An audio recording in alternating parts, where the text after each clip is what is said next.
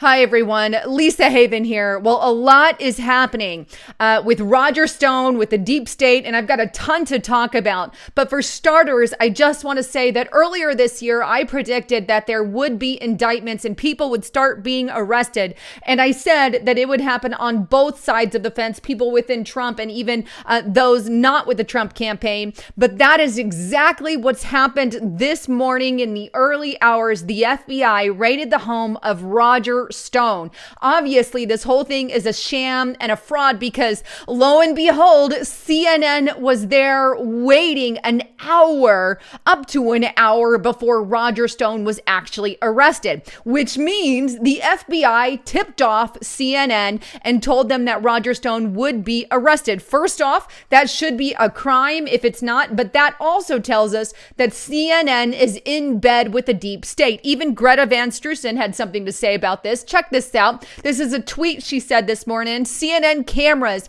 were at the raid of Roger Stone. So FBI obviously tipped off CNN. Even if you don't like Stone, isn't it curious why Mueller's office tipped off CNN instead of trying to quietly arrest Stone? Quiet arrests are more likely to be safe to the FBI and the person arrested. Yet they did the exact opposite because they know that Roger Stone basically is not a violent guy of any sort, but that the deep state is pinning all kinds of crap and making basically a mountain out of a molehill, making craziness out of something that shouldn't be made. So he's now accused of 7 different counts. Those include obstructing justice, making false statements, and witness tampering. Now, what I want to do is take you guys to the actual indictment itself. I printed it out here.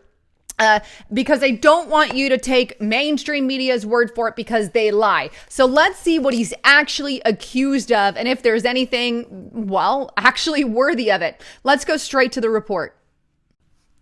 All right, so here's the actual document. You can see there, it starts with the United States of America versus Roger Stone. Can I ask for a rephrasing of that? Because it really should read the deep state, the FBI, the CIA, those leaders at the top against Roger Stone, because that's the real case here. It's not America standing against, it is the deep state attempting to make a mountain out of a molehill in this situation with Roger Stone.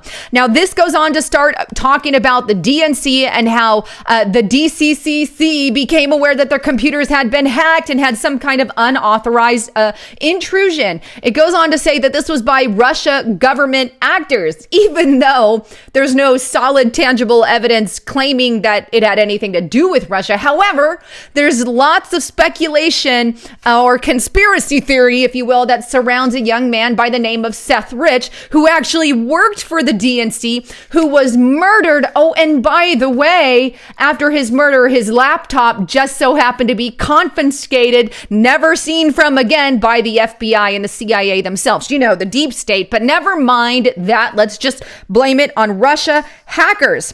But it goes on to talk about, well, all the personal emails of U.S. Hillary Clinton were leaked. Well, wait a minute. She had them on an illegal server. What about that information? We don't even see that in this report. But her emails were leaked and they came from, well, a server that she wasn't even supposed to have. Mind you, that it was classified information that she shared on this server, but I still don't see any indictment for Hillary Rodham Clinton. Yes, that is what I meant to say. All right. So it goes on. It says, during the summer of 2016, Stone spoke to, well, a senior Trump campaign official about Organization One, which is WikiLeaks. So we're going to call that WikiLeaks, and information it might have had that would be damaging to the Clinton campaign. Stone was contacted by a senior Trump campaign official to inquire about the future releases of WikiLeaks. It goes on. In or around early August, Stone was claiming both publicly and privately to have communicated with WikiLeaks. By in or around mid-August, WikiLeaks made a public statement denying direct communication with Stone. Therefore, Stone said that his communication with WikiLeaks had occurred through a person Stone described as a mutual friend, a go-between, an intermediator. Stone also continued to communicate with members of the Trump organization about WikiLeaks. So that is something that Roger Stone has said for a very long time. Yes, I communicate with WikiLeaks, but it all happened after the WikiLeaks emails were released. As any media or political outlet wants to find out what's in the emails that are being discussed here. Why aren't we taking, I don't know, MSNBC, BuzzFeed, all these media outlets that got the emails from WikiLeaks? Why aren't we going through their personal emails and personal lives? Why are you just focusing in on one media outlet? Because obviously Roger Stone is connected to InfoWars and Alex Jones, who is a media outlet. And hey, any media outlet would want to know what these emails are, especially ones that are already public and released by WikiLeaks. Any media outlet is going to ask for the inside information on when these are going to be released. When do we get the next group of these things? So what? So what? Can we please start accusing MSNBC, ABC, CNN, Fox News, all the others that also looked at the emails and asked for the next releases? Obviously not. Now we're getting a little bit too much here. But it goes on to talk about here on page, I'm going to skip 2 there, but on page 3, it goes, the Russian interference into the U.S. election. This has nothing, I don't know who they're claiming. They're claiming WikiLeaks is Russia and Russia linked, but there is no information proving that. So I see Russia all over this report, but there is no actual evidence. Okay, moving on. In response, Stone took steps to obstruct these investigations. And here's what they say. He made multiple false statements to HPSCI about his interactions regarding WikiLeaks and falsely denied possessing records that contained evidence of his interactions, attempted to persuade a witness to provide false testimony, which you'll hear about later, and withhold very important information from the investigation. Then it goes on to talk about he had contacted 2 different persons, person 1 and person 2. I'm not sure who they are, but person 2 is a radio show host. Person 1 is a political commentator, and that's who they're referencing there. All right. What I want to do now is go through his personal account of what actually happened so you can see it for yourself. But it says after July, keyword here is after. After the release of the stolen DNC emails. Again, after the DNC emails were released by WikiLeaks, a senior Trump campaign official was directed to contact Stone about additional releases and what other damaging information WikiLeaks had regarding the Clinton campaign. Stop. So what? Who wouldn't want to know if there was going to be more releases? Every media, every political proponent asked. I guarantee you that there's emails between, I don't know, people on the Clinton campaign side wondering if the same or similar was going to happen. These are all obvious things that Roger Stone talked about publicly, and you're going to see that in a moment. But it goes on to state that Stone thereafter told the Trump campaign about potential future releases of damaging material by WikiLeaks. So his only quote unquote crime is telling the Trump campaign that there would be future releases from WikiLeaks and that WikiLeaks has information on, Hillary Clinton and her emails. The information, by the way, that was already released after the stolen emails had been released. So here it goes on to talk about some of the emails. This is why you need an encrypted email. I use SafeBolt, and I encourage you guys, emailwithlisa.com. Get encrypted emails so you don't have to deal with this, and so the NSA doesn't get your emails, or the FBI in this case. But all the emails that were sent to, but keep in mind, those who receive your emails still can have those. But here you have Roger Stone's personal email, obviously open to the world, and they've got all his information here. But this is the dialogue. It goes on to say that get to Julian Assange. This is an email from Stone sent to a person 1, whoever that is. Get to Assange, and the body of the message read, get to Assange at the Ecuador Embassy in London and get the pending WikiLeaks emails. They deal with Foundation, allegedly. So this is just an email back and forth, and then it goes on a little further here. On or about August 2nd, 2016, person one emailed Roger Stone, and he wrote that he was currently in Europe and planned to return around mid-August. Person one stated that word is a friend in embassy plans to drop 2 more dumps, and he says they're very damaging information.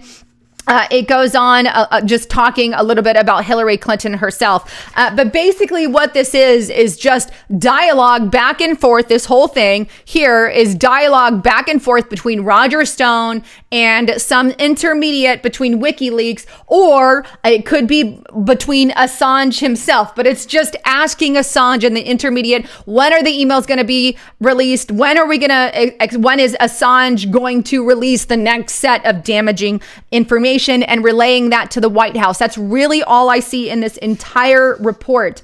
It goes on here, and Roger Stone says, I have actually communicated with Julian Assange. I believe the next tranche of his documents pertain to the Clinton Foundation, but there's no telling what the quote unquote October surprise may be. So there he's kind of saying he's had contact with Assange, but he also goes to admit later that it was through an intermediate, some kind of secondary person. But this is all scattered throughout this report. I'm going to restate this a third time, but they're making something out of nothing. Again, let me replay what Chuck Schumer said. You take on the intelligence community, they have 6 ways from Sunday at getting back at you. You take on the intelligence community, they have 6 ways from Sunday at getting back at you.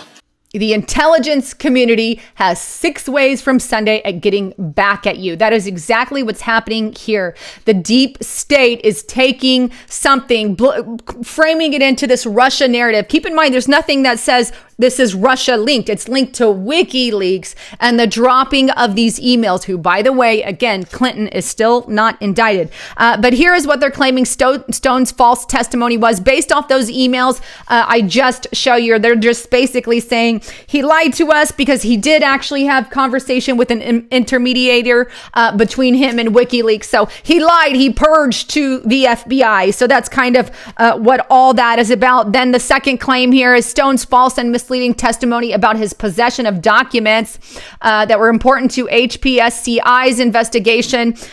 Basically, that one's concerning the allegation of the hacked documents or any discussion he had with third parties. Basically, that's through his intermediator between him and WikiLeaks. But keep in mind, these are all after the emails had been released. So nothing is solid tying Roger Stone to the person who gave the information to WikiLeaks. In fact, it proves the opposite.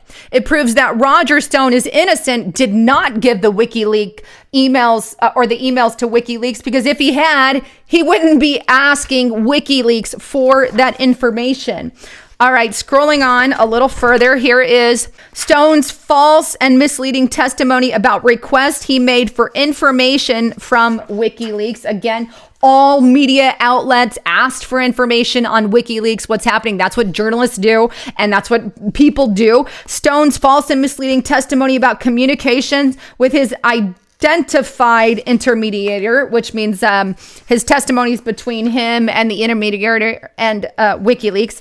And then here, his next crime is, now this one's interesting, attempts to prevent person 2 from contradicting his own statements to HPSCI. Now this dialogue is interesting, but it's on or about October 19th. Stone sent person 2 an excerpt of his letter that identified the person 2 as his intermediator between him and WikiLeaks, or him and Assange, basically. Stone urged this person, if asked by HPSCI, to falsely confirm that Stone had previously testified to, including that it was person 2 who provided Stone with the basis for Stone's early August 2016 statement about contact with WikiLeaks. Person 2 repeatedly told Stone that his testimony was false and told him to correct his testimony. Stone did not do so. Stone then engaged in a prolonged effort to prevent that person from contradicting his own statements. Now, this is just these are all the emails, I guess, between the two, and they're talking about being stonewalled and making something out of nothing, and being in, having perjury to court. It's actually an interesting dialogue. But I think because the FBI has made a mountain out of the molehill in this situation, they felt like there was something to cover, if you will, or to stand against. And it's very simply, there's not much they can get him on here, at least for long term, at least I think. But here's another count one, obstruction of proceeding. This is just them adding to things that already exist. So in addition to him falsifying information, they say that the fact that he didn't share his intermediator, that this counts for obstructing of justice. And obstructing of justice, obstructing of proceedings just means messing with the FBI's investigation. That's what they're accusing him of here. Here's the 7 different things that the 5 different counts that he supposedly lied about. And then finally, count 7. This one is witness tampering, messing with a witness, basically not sharing all the information he had on the witness. So that's it in its entirety. Are they making something out of nothing? Is Roger Stone being framed, being blackmailed? Are those the actual emails? Was there information added in? Keep in mind, the deep state is not beyond, framing someone for a crime and blackmailing their family, because this is something they've done for ages. JFK tried to warn us about the deep state organization and the corruption, and now we have bogus indictments against Roger Stone in order to get the president out of his presidency. And keep in mind, there is still nothing being done about Hillary Clinton. She committed crimes way worse than anything I'm seeing with Roger Stone. She's committed crimes against America, and that she shared classified information on her own personal server with who knows what and for how long. So much so that China even bragged about getting information off of Hillary's personal server. I mean, give me a break. But yet not a word on Hillary Clinton and her corrupt uranium one. Not a word about what's on Seth Rich's laptop. No, that just went MIA. The kid who was murdered and who could have been linked or connected to the DNC and the leaking of the information. Instead, they want to talk about things that are done between media and whistleblowers, if you will, people who are blowing the information. So that's what they're making. They're making something out of nothing, saying Roger Stone shouldn't have said anything to WikiLeaks or even asked for the information. His only crime is talking to the Trump administration saying, yeah, they're going to release more. Whoop-de-doo. A lot of that was publicly stated from WikiLeaks itself. Anyhow, love to get your thoughts, comments, and concerns on that. I think it's about time that we start seeing indictments on the other side. I'm so sick of the deep state being sold out to the devil globalists, if you will. Well, anyhow, love to get your thoughts, comments, and concerns. I'm Lisa Haven, signing out.